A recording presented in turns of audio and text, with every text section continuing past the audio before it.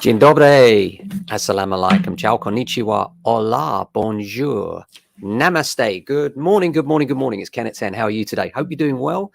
This is Ken at 10. We're James Alexander Estate Agents. We broadcast live every day, every weekday anyway, from our offices in southwest London, SW16 Norbury, which is situated between Streatham and Croydon. And we talk about all things property, really. How are you? Hope you're doing well. Came from a great meeting yesterday where we're acting as a finding agent for a company, and it's always fun to do that, be on the other side of the transaction and actually act as a buyer.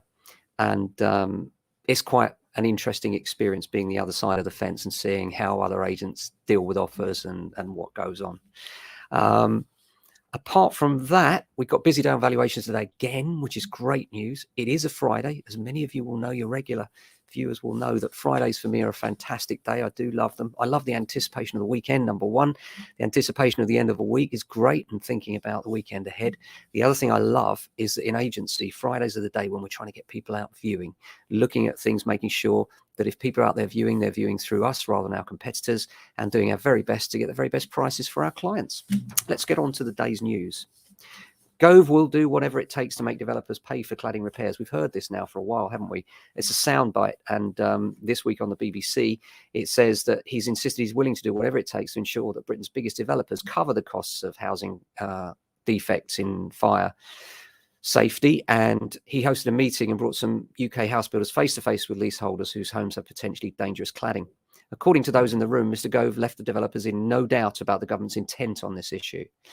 And this is into the types of cladding fitted because of the Grenfell Tower, the awful tragedy that was. And, still a great source of sadness here in London. It's something we all remember, and there's a rawness about it still, and an anger, rightly so.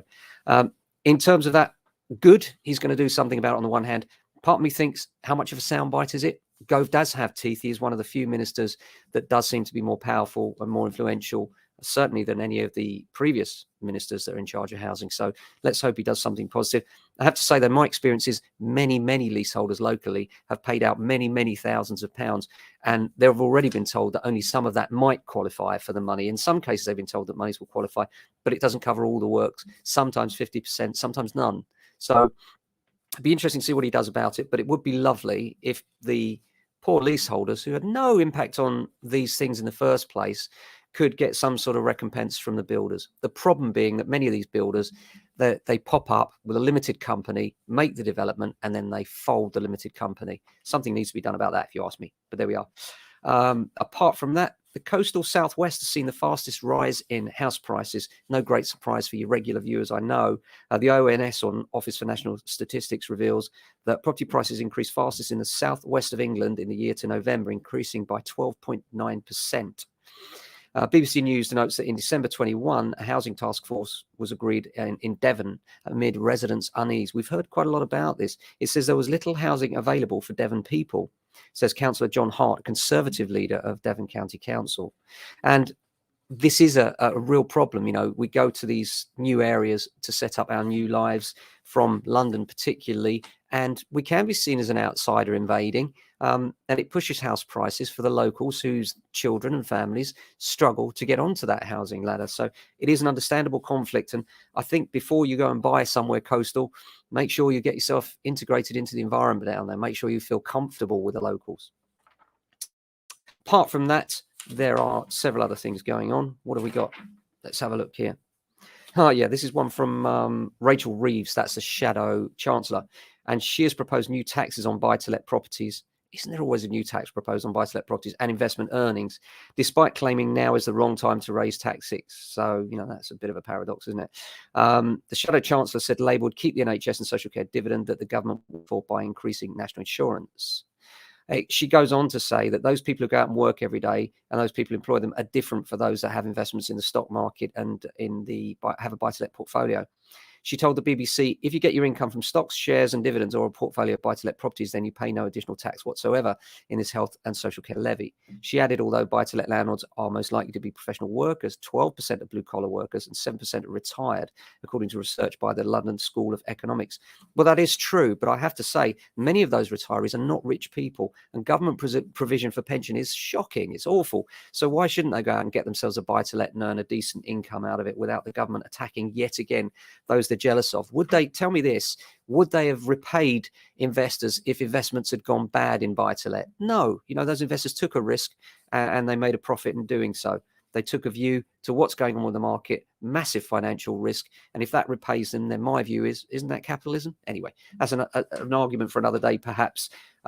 Crest Nicholson have just set aside 28.8 million in order to cope with potential hits from the fire and safety regulations. So that's good to see. Hopefully some of that will come through. It's good to see, you know, when you hear it actually filtering through to actual leaseholders on the ground. And it seems rare that you actually hear of that these days. Rising costs hit every sector of the economy. Well, this is an interesting one. We've been saying for a while now, and you can see behind me the base rate expectations are going up.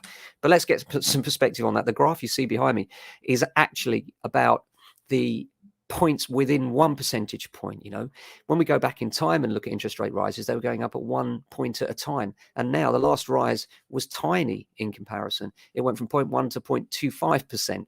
So, you know, we will be still looking at probably sub 1% interest rates at the end of this year, which still historically is very low and makes mortgages much more affordable. But will it go up? Yeah, I think so. I think we'll see another rise at least, given that inflation is really pushing right now.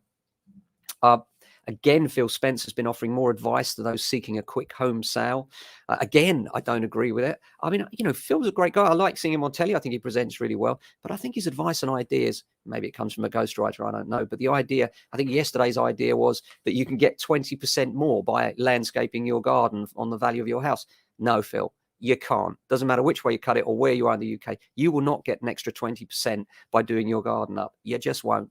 Yes, cut the grass. Yes, cut back the weeds. Yes, make it look presentable and do what you can that doesn't cost money. But be very, very careful about spending vast amounts of money, as his advice would suggest would pay, because it doesn't always. In fact, it rarely does. He goes on to say you don't have to include a photograph of every room in your house on the website. And he thinks it's a mistake to do so. Just make sure you've enticed them enough. Well, I think this is a mistake and, again, bad advice. He goes on to say the photos need to reflect what the house could be and not what it is currently. I absolutely, fundamentally disagree with that. I think it should reflect what it is currently, because otherwise what happens is that buyers get an impression of one thing, go to view the house and feel let down because the images suggest it's something different. And this is never good. If a buyer comes to your door and is delighted by what they see and it's better than they see, you've got a chance of making an offer. If they're disappointed and it's substantially worse, they'll feel cheated by the agent and cheated by the seller, and it will go nowhere. So my advice is, if you are marketing a house and some of your rooms aren't tip-top, still photograph them. You know why? Because they are what they are. People are going to see them anyway. And actually, if you don't, one of two things. People might not view because they suspect there's a problem in that room, or they suspect that it's worse than it is, or even worse, they'll come along expecting it to be absolutely spot on, beautiful, and it's not. And you should own that, because most buyers can see through the odd room that's not perfect. They really can. They're more sensible than that. The Sun's got some advice for you if you're thinking of getting onto the housing ladder. They're saying house hunters need to consider opening a LISA, lifetime ISA. And it quotes James Andrews, a senior personal finance editor at Money, saying the lifetime ISA is a fantastic option for people who are fighting the growing cost of getting on the property ladder. And it says that it entitles you to a 25% bonus, meaning you can benefit to the tune of £1,000 annually, not to be sniffed at, and a good option for those that are saving. Be careful of, you know, once you can get on the ladder, if you wait too long and continue to save, sometimes you'll find, especially now in coastal areas where the market's rising rapidly, it's harder to keep up with that. So you're better off using perhaps the 5% deposit and getting onto the ladder than trying to save the 10, by which time property prices have risen by another 10, if you see my point.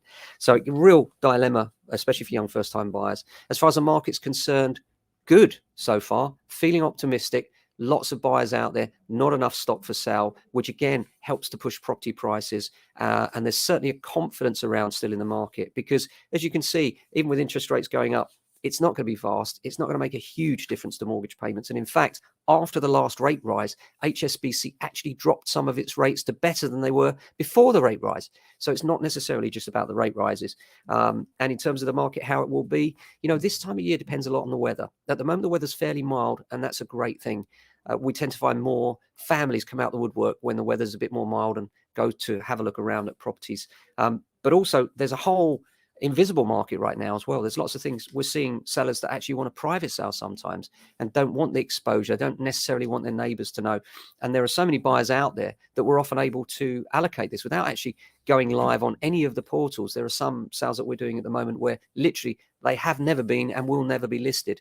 And, that can be quite helpful if a seller wants to just be private about what's going on.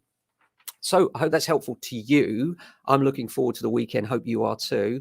That's it for today. We'll be back on Monday with another edition. Until then, look after yourselves and your families and friends if you can. Take care of yourselves. Have a fab weekend.